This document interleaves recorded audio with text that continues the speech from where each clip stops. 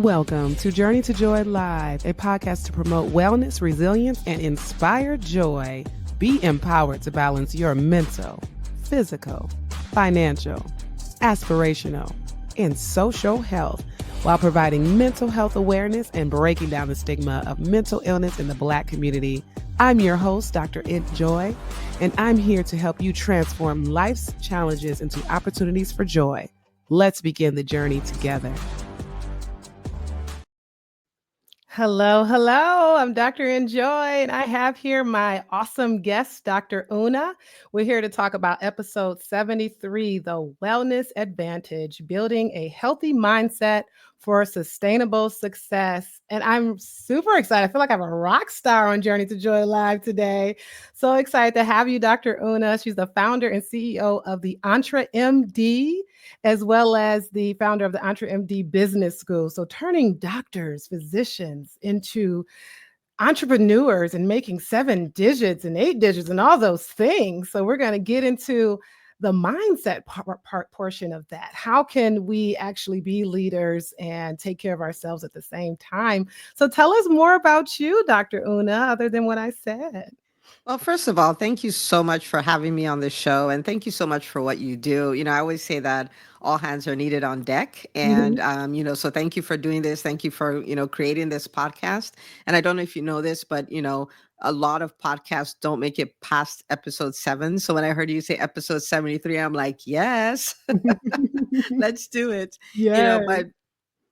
My name is Dr. Una, as you've said, and I'm a pediatrician by training. I've had my own private practice for the last 14 years.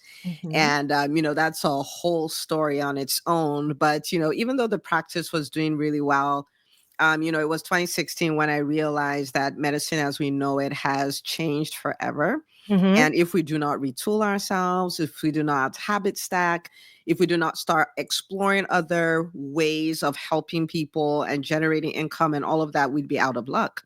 Yep. Which 2016, that's 8 years ago as of the time of this recording. And so now it makes sense when I say that. Then it didn't make any sense at all. I actually got a lot of trolls and stuff for saying things like that back in the day, but it was true, and that's when I kind of started my journey of retooling myself. It's like, okay, I could be a speaker, I could be an author, I could be a consultant, I could, there's so many other things I could do. Started exploring that. And, after I'd done that for a few months, I looked around, I said, there's a million physicians and it's going to be ugly for all of us. Like, we all need to retool. And that's when EntreMD was born, and started doing the podcast and coaching and the books and the EntreMD Business School, really as an effort to help physicians to navigate this transition we happen to find ourselves in, so we can still come out on top, because at the end of the day, the United States needs physicians to be okay, needs them to lead in healthcare and all of that. So it's really been a lot of fun getting to do that. And really, I'm all about helping doctors build those dream businesses and dream lives, because we sacrificed so much to get here. Yeah. And it's finally time for us to say, okay, we're going to do this on our own terms, because we've been at it for a long time, We can do it too. It's Yeah. business. It's also about money. I mean, because we get afraid like, oh, when I'm a doctor, I'm supposed to be helping people. I'm not supposed to be looking at the money, but it's all a business too. And I really thank you for your podcast. That's definitely my number one podcast. I live in Lawrenceville in the Gwinnett area, so I'm always driving for a long time. And what do I put on? Your podcast. And I'm always learning about different nuggets, and it's very motivational. Oh, thank you. Thank you for listening. And if you will, I really would like to talk for a second about that whole concept of we're supposed to help people and we're not supposed to care about the money. Yes. And I think that is one of the main reasons why we find ourselves where we are, because it's not actually a true statement, right? Like, so when you think about it, I think about it when I started, my first job as an attending, where I had the opportunity to just focus on the patients and not care about the money, right? Yeah. So, I lived about, 7 minutes from where I worked. And so then I stop and, get my hot chocolate. I don't drink coffee, but I get my hot chocolate, get to the office, sit in my office. I'm ready to work. The nurses will work up the patient, come tell me, oh, room 1 is ready for you and all of that. And then I'd go see the patients, and then I go back to my office, and I would do this back and forth for the whole day. And I would do this every day. And then after 2 weeks, money would magically appear in my bank account. Right. And Mhm. so, of course, I could say I'm supposed to care about the patients. I'm not supposed to care about the money. But the Yeah. truth of the matter is, the person who owned the practice had to hire somebody to market, Mhm. had to have the front Mhm. desk person who collects the money, had a biller who billed and make sure the insurance companies paid, had a collections person for the people who didn't pay. So it is Exactly. not actually true that I could care for the patients and not figure out the money, because if he did not do that, he would go out of business. I would not have the opportunity to care for people. So we live in an economic world, and I really want to invite doctors to come away from thinking Mhm. it's not true. Mhm. So me trying to build a profitable business is one of the best things I can do for my patients, because that's the only way I continue to serve them. The second I cannot generate a profit, I need to shut down. And no matter how good of a physician I am, I cannot serve them. They would have to go somewhere else. So Exactly. yeah.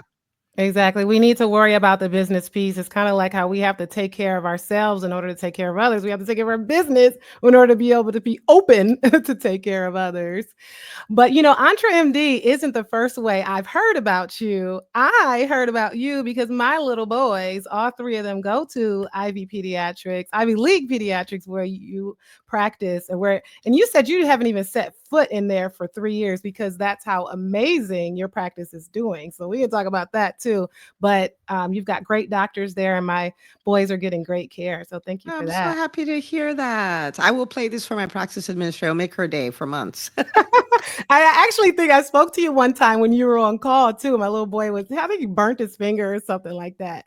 Yeah, I had no idea it was Dr. Una, like over Andre MD at the time. But yeah, how awesome. So we really got to talk about this mindset, because in general, I mean, I know that you cater towards no matter who they are, as far as male, female, but in general, us women, we spread ourselves thin. And just getting right into it, when we are the wives and the moms and the person bringing in the money, we have to worry about all those things. When you think about it, the men, they're more so catered towards, they bring in the money and that's it. They don't have to come home and take care of the kids. But we got to come home, take care of the kids, and do all those things in addition to it if we are the breadwinners. So that mindset, when you speak about that so many times in your podcast, let's jump into that. Yeah, let's do it. Let's talk about, first of all, I think the thing that makes the biggest difference for me was just this shift from I have to do all the things. I have to do every single thing myself. I'm the mom. I Yeah. remember, when my kids were younger. So this is the deal. When we started the practice, we also started a church, and we had a 2-year-old and a 4-month-old. So if you could put all Whoa. that chaos into one life, that was what was happening. And I remember trying to be the one to cook and be the one to clean and be the one to do the things for my kids. And Mhm. I'm competing with, say, the mom who's homeschooling her kids, staying at home, making homemade granola bars and all of that stuff. Mhm. And I had to have a meeting with myself. I'm like, self, like, this is ridiculous. You can't do this. And I'm really grateful for my husband, because he's the one that started helping me to think this way. When I'm trying to cook, he's like, what are you doing? I'm like, I'm cooking. He's like, why? I'm like, because that's what we do. He's like, Mhm. you either want all these things or you don't. But if you want to build the business and, help build the church and do all these you're not going to do all of that and do all the things you've always done. Something has to give. Mhm. Is this the best use of your time? I'm like, what kind of question is this? It took me a minute, but I got it. And this is the thought process. The same way we are CEOs in our businesses, or Mhm. we're lead physicians somewhere, we Mhm. know we're not going to do that without a team.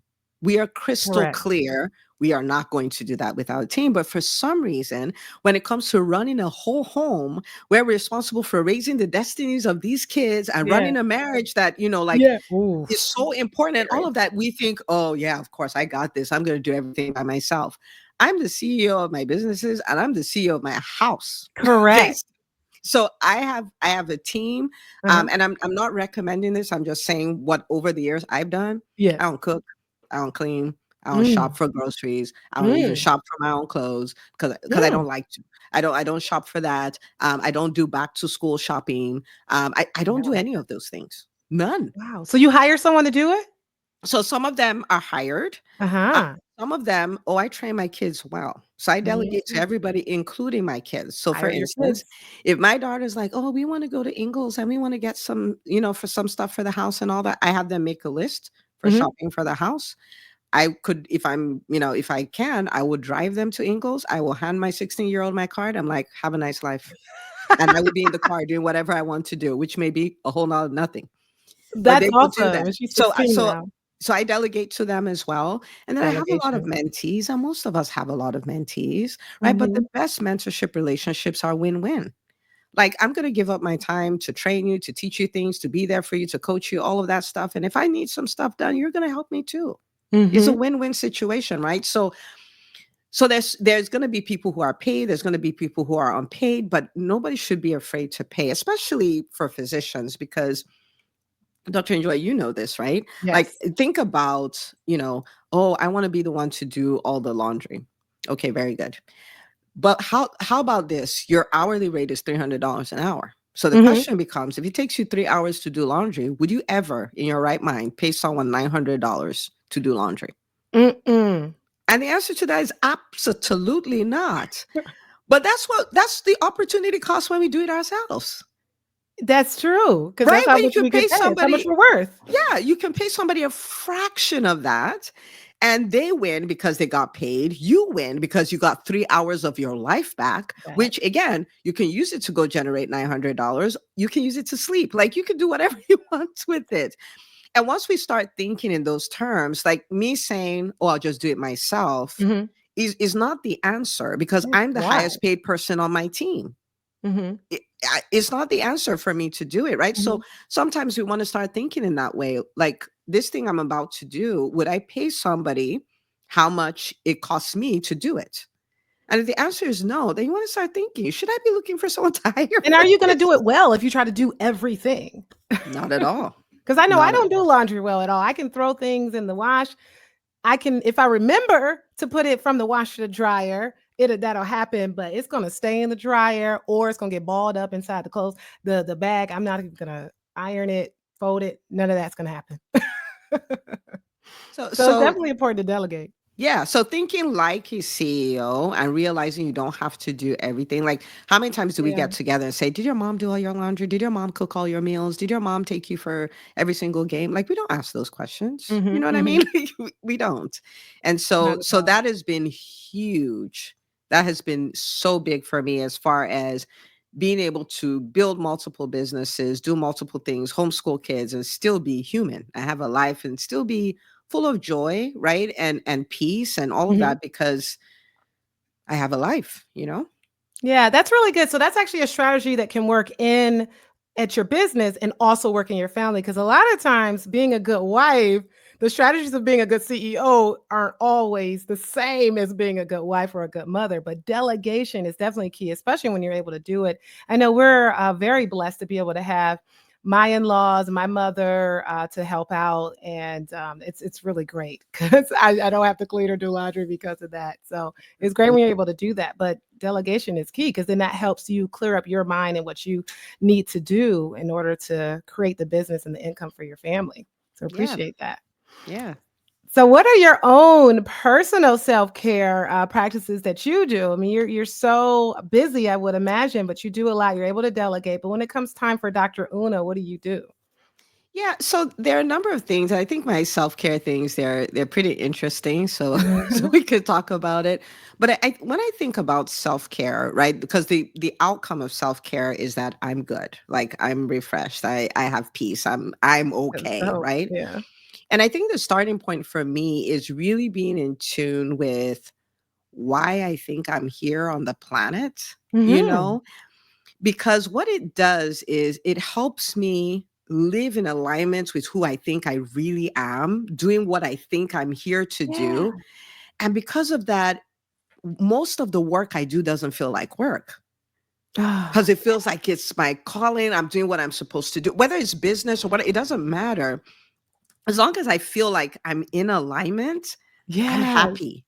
And when I feel like I'm not, it doesn't matter how many massages, how many meditations, and all that is so stressful, because it's I'm not okay. I'm not in alignment, right? And so when I think about, what I do with EntreMD, what I do with doctors and all of that, that is so beyond the business. This is like me going like, wow, there is so much pain and suffering in the physician community, and we are in the middle of a transition. And I feel like it's part of my job is to help doctors navigate that challenge. I have never worked in EntreMD. Wow. It has never felt like work. It's just like, Yeah. this is why I'm here. Uh-huh. I think that gets rid of 80% of whatever could be stressful, that Mhm. one thing, right? Mhm.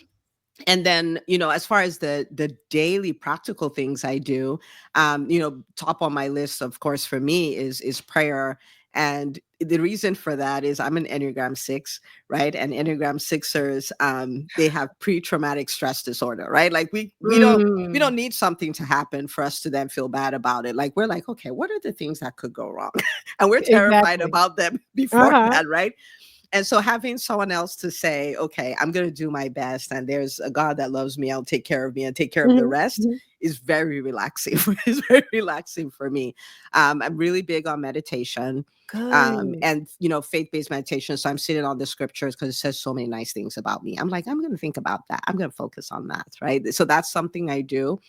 I take a lot of walks in nature. Oh, I don't yes. walk. I don't walk for exercise. I walk for relaxation. So Mhm. just being in Okay. nature, just being in nature and looking around and how expansive everything is and how beautiful everything is, and I just love it. Taking time It's to for me. reflect. Oh my goodness, it's so good. When I can be by the beach, now that's that on steroids, but when I'm home, I don't live by the beach, but when I'm home, it's really walking in nature. And so Mhm. for me, I would not walk along the streets because it's too noisy. Ah, it takes away from that. It takes away from that. I just want to be, there's the trees, there's all this stuff, and I'm just walking and free flowing. So I do that. I listen to podcasts every day, and I'll tell you why. So I'm like you, I listen every day, Mhm. and it's because of people are like, how are you always motivated? I'm like, I'm not always motivated. I motivate myself every morning. Yes. Right? And so for me, it Yes. just helps me stay in that positive state because when you hear the stories of others, the challenges of others, you're like, everybody's having this experience. It's not just you. It normalizes it. It's easier to take it. You're like, they Yeah. come out okay. I'll come out okay. So these are a lot of the tricks I play in my mind, just to put my mind in a state where Yeah. I have peace, right? Like I have peace. I'm good, and I do it every day. So I'll tell you something you might find interesting. Mhm. So I had done the walking for so long that in my mind, I put it as exercise, right? Like, oh, Mhm. this is what I do to move my body every day. And so Mhm. when I decided, you're 43 woman, you need to start lifting weights and all of that, I swapped out my walking time for my lifting time, right? Because in Okay. the morning, I'm like, okay, this is where I do exercise. I'm just going to swap it Right. out. And But so I start lifting, which was yeah. was absolutely great. And Uh-huh. then after a few months, I'm like, something is terribly wrong. Like I started Mm. feeling rushed. I started feeling like this sense of urgency. The internal peace was gone. I was like, what is this? Wow. I could not figure it out. It took me 8 months. Oh, wow. It So took realize me what was 8 months. I was missing. like, girl, you don't walk for exercise. That was your time, because I'd walk for an hour. So that's your time to Wow. de-stress. That's your time to visualize what could happen. That's your time to, talk to God about things that are bothering you. Yeah. Just be in nature. And you swap that for being in a gym with, sweaty people on mats lifting weights. It doesn't No it doesn't add up self-reflection. because you swapped it, like it doesn't do what walking did, right? No, it didn't. And so I was like, okay, we need to find another time for that. But I stopped that immediately and went back Wow, to good. taking my walks. And oh my goodness, I cannot tell you. It's like, I wish it didn't take me 8 months to learn this. But Oh, wow. yeah. That's So what I so really yeah. love about running outside, because I have a treadmill. I'll run on the treadmill, especially if I didn't weren't able to do it the rest of the day and the kids are asleep. Let's do it at 10 p.m. But yeah, running outside and looking at the nature and the sun hitting you, it's a huge difference. I'm glad you figured that out. Oh my goodness. It took a minute, but I'm glad I did because it was so subtle. Even feeling of being on edge. It was, I couldn't even put words to it. I'm like, this is, something is wrong. What is wrong? I don't know, but something is off, you know? And yeah, so that's how Yeah. powerful that stuff is. That's awesome. I want to promote one thing you said. So, pretty much living in your passion, knowing what you're meant to do, living in your purpose, all those things are very important because it doesn't feel like work. And, I have multiple sources of income. My main job, it's great, but I really love the podcasting. I love writing my journal. I love promoting self care and doing those things on social media, community talks, and things like that. Like, that's where it really feels. And in my journal, I talk about the 5 crucial areas of health. So, of course, mental, physical, financial, social, but that fifth one is aspirational health. We cannot neglect the fact that there's something that we should aspire towards. There's some type of purpose. We have a calling, whether you're spiritual or not. You're on this planet for something. So that's interesting because that is a part of your self-care, to know what your passion is and to work in it. And you feel good no matter what. Like, I'm sure you still get stressed out, but it lowers that stress level a great deal. Yeah, I think that's the number one reason why I've never quit. Like no matter Mm. what's been thrown at me, because like I'm like, what are you gonna do? Quit? Because that's is different from quitting on a company. This is like quitting on you. This is like you saying, I'm gonna show up at the end of my life and I'm gonna see who Mhm. I could have been and I just didn't become because I was like, I can't take it anymore. So Mhm. when I think in those terms, I'm like, I can take whatever you throw at me because I'm dying empty. Like I'm gonna do all the things and be done, and then we can leave this planet. Exactly. So I have a question for those who, maybe they're starting out their practice, their business, and they really just don't have the money to get someone else to do the things that, to be able to delegate and find that balance between life and work. What are some suggestions for those people? How do we Yeah, balance? so there are, when I started off, like it's night and day from where I am now. And Mhm. so you don't necessarily need money to start off, you need intention. Oh. Like that's the starting point. You need intention. Because I want you to think about it, right? Someone says, oh, I'm with my kids 5 days a week and all that stuff. Could you really not pay a kid in the neighborhood to watch your kids for 3 hours so you can go on a date night with your spouse? Like you could. Is the intention, right? Like once we Love have the it. intention, with the creativity to pull it off shows up, right?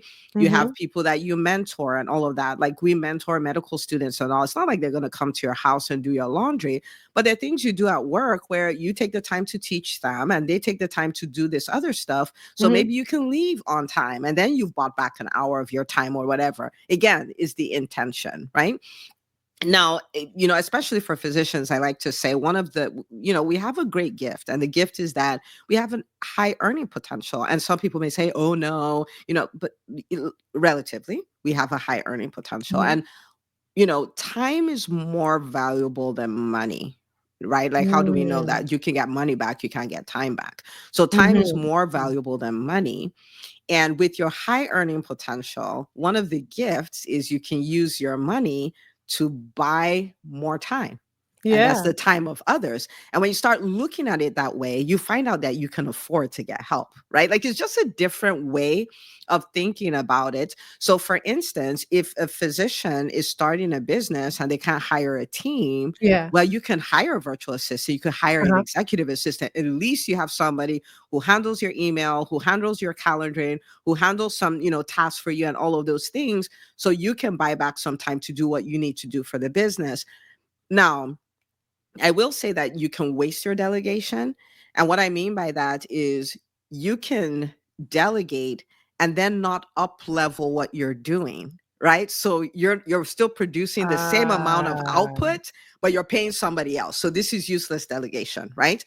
But if, say somebody's a coach and they come, they're starting this coaching business and they have an executive assistant, and then they decide to go all in on selling. So they're able to bring in more revenue into the business. Now you have the revenue to hire your next team member. Then you up level, then you There hire it your is. next team member, right? Like, so it's delegation plus up leveling what you're doing so that the output, the result in your business is higher.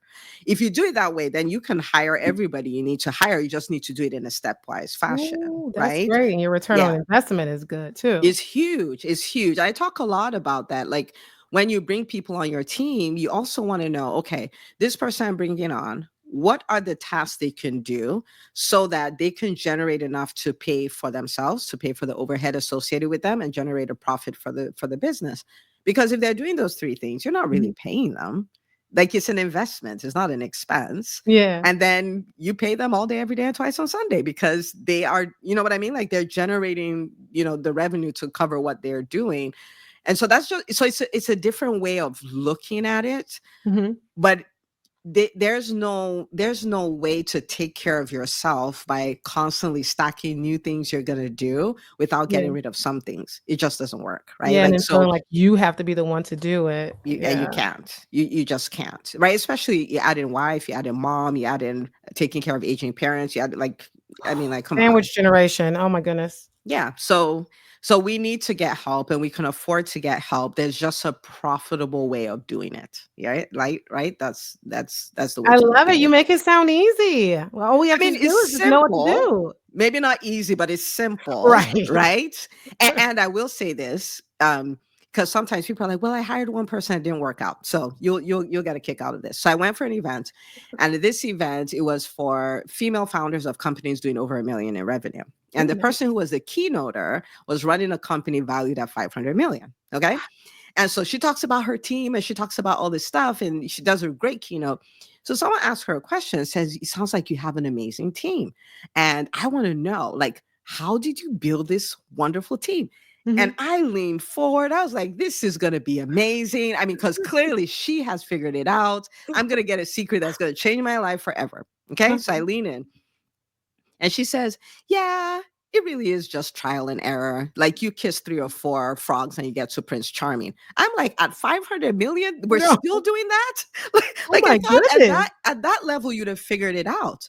And so I say that to Wow. say, you are going to have wrong hires. You are going to have mishaps in the hiring process, but that should never make you stop.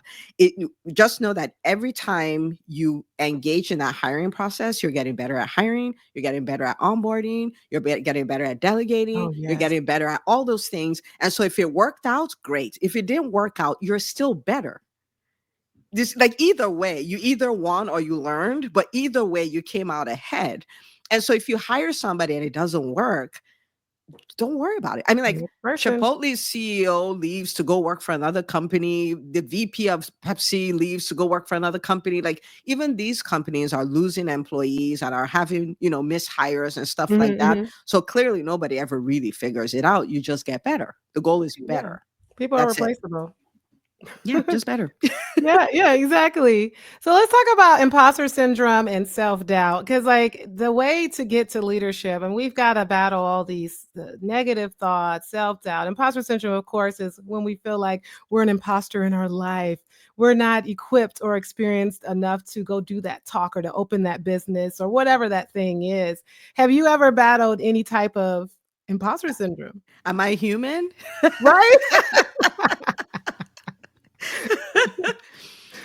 I mean, so the only way to never come up to imposter syndrome Mhm. is to do nothing. Mhm. That's the only way. If you Mhm. try to do something you've never done before, or you try to do what you're doing at a different capacity, it'll be like you're a fraud, which is, Mhm. like, you've never done it before. So Never technically, done it. you've never done it before, Yeah. right? And so, I came to terms with the fact that because I'm constantly trying to be better, I'm constantly trying to explore all my potentials. Um, I'm always going to have the opportunity to say, I doubt myself, I don't think I can do this. Those thoughts are going to be there. I've tried. I've been an entrepreneur for 14 years. I've tried to overcome these thoughts. Uh-huh. They're going to be there. They have not gone away. They're there. Wow. So what changed is my relationship to with the thoughts, right? Like, so, oh, you're not the kind of person who can do, and there's so many reasons. I mean, Mhm. I'm female, I'm African American, I Yeah. spent half of my life growing up in Nigeria. I didn't go to med school here. I didn't go to an academic residency program. I went to a residency program. I mean, like, you could keep going Yeah. on and on and on. There's so many reasons why, right? I mean, think about it. I run a business school. I don't have an MBA. Like, who does that, Look at right? that. so I cannot tell you the amount of shame I felt. I just didn't let it stop me when I started the EntreMD Business School. Like, who is fooling who? Like, what are you talking about? What do you mean EntreMD Business School? Like, Emory has a business school, Harvard has a business school, you have a Right. business school. Like, what is wrong with you, right? So that's always been there. Like, who are Mhm. you to podcast? Who wants to hear your voice? Like, you know what I Right. mean? Those thoughts are gonna So come. those thoughts are going to come. They're There's nothing coming. you can do about them. Mhm. So I still remember, it's so funny. I was sitting right at this desk one day when I sat and I thought, I said, you know what? I'm over 40 and I have been to medical school. I have been to residency. I've had my first attending job. I started a private practice. I've started another business. I've written books. I've done a podcast. I've Wow. coached people. I've helped people get like really wild results. And I'm like, and that voice is still there. It Wow. is still there. So apparently, it's not planning to go anywhere because it doesn't Wow. matter what I accomplish, it's still going to be there. So I said, okay. Uh-huh. So these thoughts of fear, self doubt, all of that stuff, I kind of sort of let you be in the driver's seat. Mhm. And you don't want to shut up. So what we're going to do is we're going to move you from the driver's seat. You can go sit in Right. the passenger seat, and you Okay. can say whatever you got to say. But I'm driving. Yes. You don't get to drive. You don't get to vote. You don't get to make any decisions. You can yap since you won't stop yapping. Yap on, but I don't make decisions based on you, Based on those and negative you don't get thoughts. to drive. I'm in charge. So we're That's gonna go good. where we need to go. You've always said what you've got to say, and we've always accomplished what we set out to accomplish. So I'll Mhm. let you be great. You do what you got to do. Mhm. And that is my new relationship with that. So I can't shut it down, but I can stop it from stopping me, which is what I did. That's awesome. Change your relationships with your negative thoughts. They're going to Mhm. be there, but don't listen to them and incorporate new thoughts, positive thoughts. And really, that list being female, Black, growing up in Nigeria, going to a community based residency, although that list that you felt disqualifies you is the list that qualifies you. You're the kind of person I want to listen to. You know, there's a lot of people that want to listen to you because of your background. So that's the thing when we feel disqualified or imposter syndrome. Why me? Those are the reasons why people want to listen to you and why we should get out and shine. So that's really good to hear.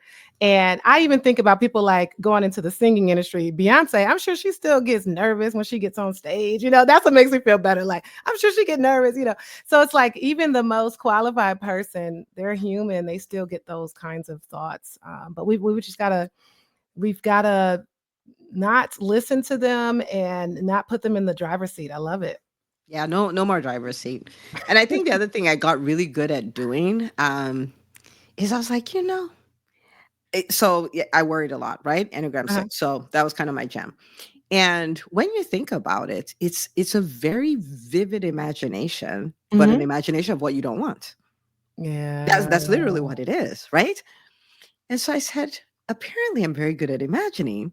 And there is no imagination police because think about all the foolish things I've imagined in the past. Exactly. So then I started allowing myself. I didn't know when I started doing this was what I was doing, but I remember when I first started my practice, I would listen, you'll get a kick out of this. Mhm. I was so terrified. I would not even employ anybody. I answered my own phones like, "Hi, thank you for calling Ivy League Pediatrics. This is Ella. How can I help you?" That That's was where me. I'm at. That was my alter ego.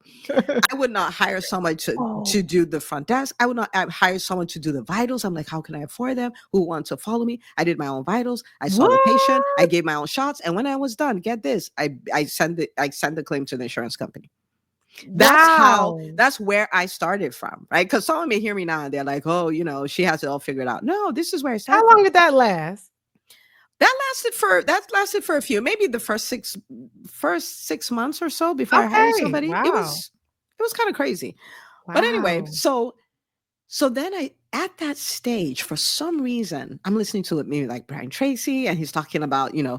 make a million. Like, why wouldn't you do that? Mhm, And mhm. I'll allow myself go there. How can I do it? I don't know, but I'll allow myself, like, what would it be like to run a business and get it to seven figures in revenue? Now, to be Right. clear, I could not imagine it. So this is me pushing the boundaries of my imagination to allow myself go there, right? I And I'll love imagine it. that. I was like, what if this kind of person worked with me? What if I had an office manager? Because I could not imagine an office manager, right? Mm. I'm imagining this. I'm imagining when my panel will be full and all of that. We have used our imagination for so long to hurt ourselves. And Mhm. it's time for us to use it to help ourselves. There's no Wow. imagination police. Wow. What you really want, imagine it.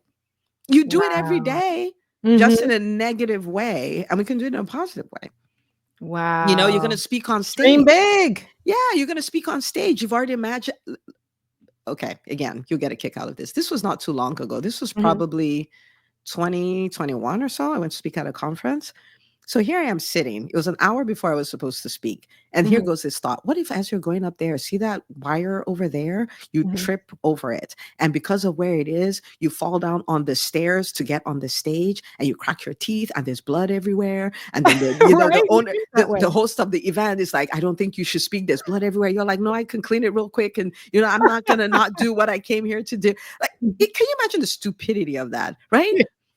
And I was like, if you can imagine that, you can also imagine going on stage, crushing it, showing up confidently, getting a Mhm. standing ovation afterwards. It's the same imagination. You know what That's I mean? really good because it's so easy to think about the negative things that are happening. Why do we do that to ourselves? We don't do that to other people, but We it's do easy to not. do it to ourselves. I love it. So Dr. Stacia Pierce, she was a pastor, used to be Life Changing Changers Church, but anyhow, she would always say, "My imagination is my reality. If I can dream it, I can do it." And wow, I would just follow that throughout the last many decades. Well, I'm not that old, but still few decades.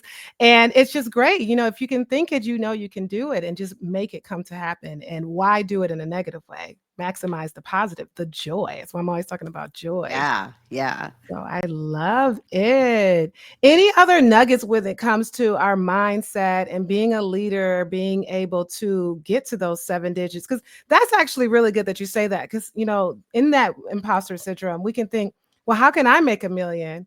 Wait, are they really making a million? I can. And then the 8 digits, like, what? What is that? Does that exist? So, what other nuggets do you tend to tell your listeners as far as how to get yourself to that point? Yeah. I mean, I think my big thing is, starting the process and not not eliminating yourself from anything, because think about, as physicians for instance, it's kind of pretty crazy what we've done, right? Like, think Mhm. about a teenager. Now we're older, but think about a teenager comes and says, oh, I'm going to be a heart surgeon. Think about the ridiculousness of what the person is saying. They're saying that I'm going to, Mm. me, the pimply teenager that can't even keep my room clean and forget to use deodorant, right? Yes. Like, I'm going to become this person who cracks open his chest, pulls out the heart, fixes it, and puts it back. That's kind of crazy. That's kind of Yeah. insane Right? when you think about it. So we already decided on this impossible thing we were going to do to become a physician. And after we've been around ourselves for so long, we think it's not special. But there are 300 and what 50 million people in the United States. There are 1 million physicians.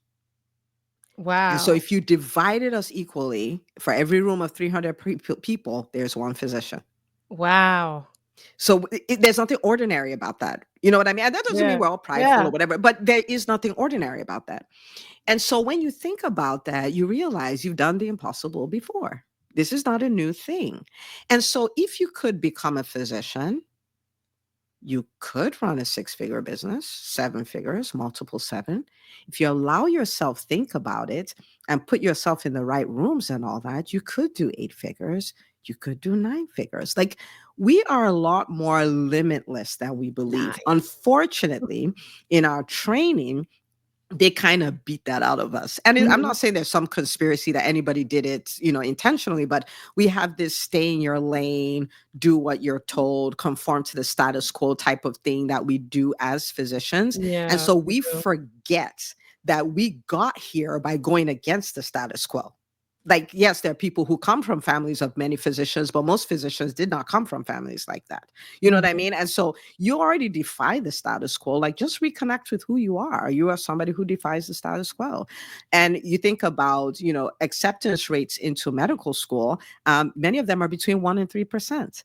1 Wow. and 3%. And we figured out how to get in. And then all of a sudden, Wow. right, 9% of businesses are seven-figure businesses. So the odds are actually better for business than they were Right, for right. medical school. You know what I'm saying? But we just forgot, right? Uh-huh. So we want to just take all those lids and remove them, especially if it's something you feel like this is something I know I'm wired to do, something I can do. You want to start leaning into that.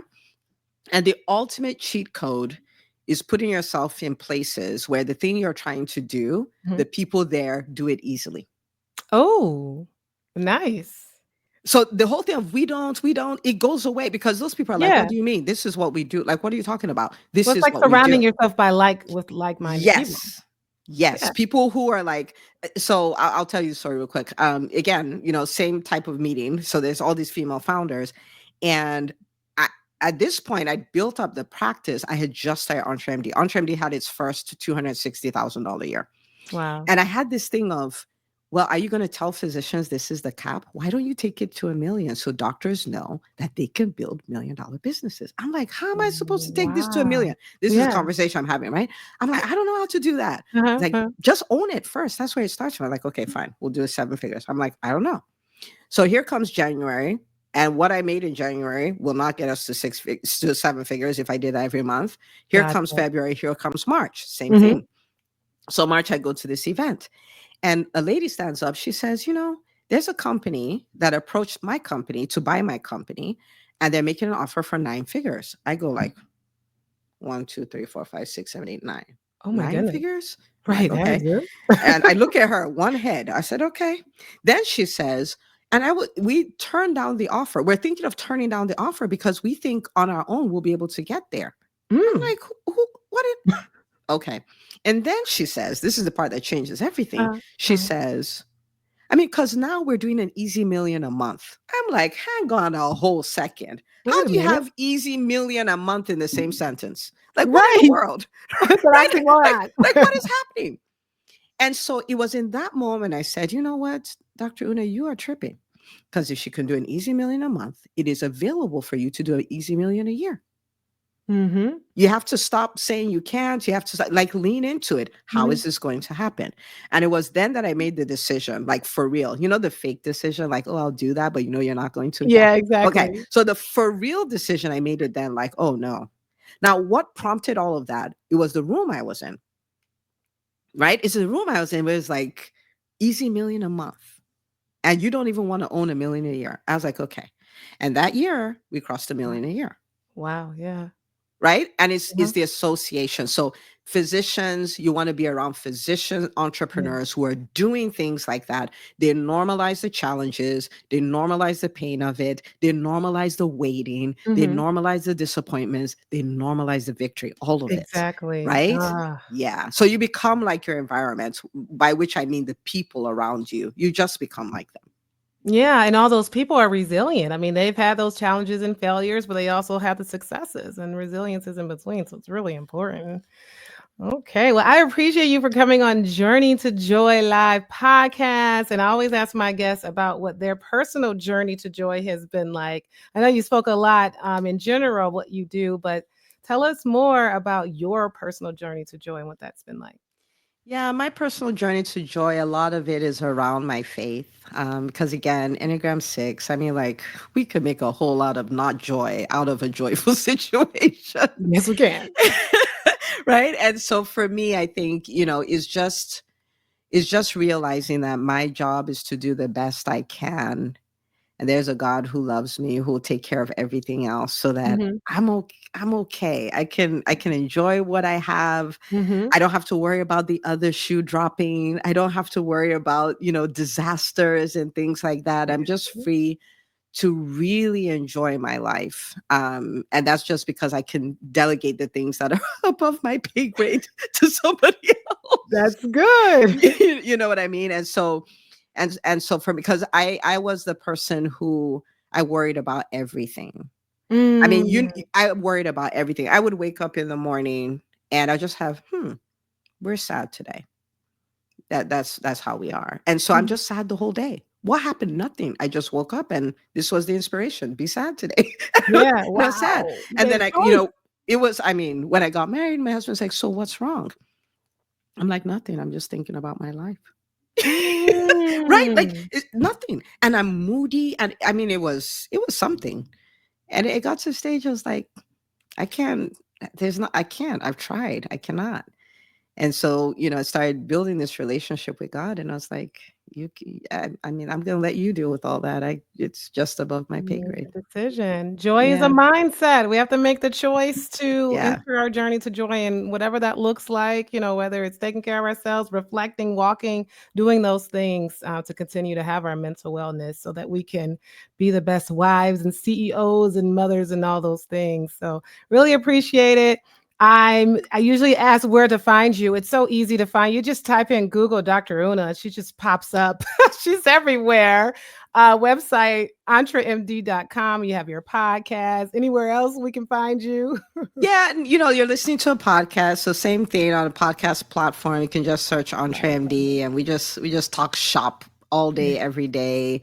We call our podcast our free MBA for physicians. And then we have a number of books. We have Yeah. about 4 books out, and we call those our $15 MBA. Ooh, And then sure. for the docs who are like, oh no, like I just want to go all in, and I want Mhm, to I want to mhm. build a business that will have a lot of impact and will create financial and time freedom for me, then come check out the EntreMD Business School. And how do we enroll into the EntreMD Business School? Yeah, it is so simple. The first step is so simple. Just Mhm. want to book a call on trendy.com/call. And it's not we don't do any, we're professionals, right? We don't do any high pressure sales. Like you suck Yeah, if you don't yeah. sign up now. We don't do any of those things. But really what we want to do is, explore what it is you're trying to do. Make sure it's something we're equipped to help you do. And we know this is a matchmaking in heaven, and then we just welcome you in. But like it's some magical community of physician entrepreneurs who've just made the decision to crush it. Yeah. So lots of Yay. fun, but just schedule a call. No pressure. Awesome. Well, thank you so much, Dr. Una. Don't go anywhere. I'm just going to end the recording. This has been an Enjoy Life production. If you're in a crisis, don't hesitate. Call, text, or chat 988 for immediate support. Please note, this podcast is for informational purposes only and is not a substitute for professional treatment. If you're looking for therapy or medication management through Enjoy Life, visit www.drenjoylife.com to request a consultation. I accept Aetna for Georgia residents, and out-of-pocket services are available for others. I'm licensed in Georgia, Florida, Michigan, Tennessee, Maryland, Wisconsin, New Hampshire, Illinois, Virginia, and Minnesota. Be sure to grab your copy of the Enjoyno on Amazon for $39.08 to help you on your wellness journey. And remember, Journey to Joy Live is every Thursday at 7 p.m. Thank you for joining me. And until next time, may you continue to transform challenges into joy.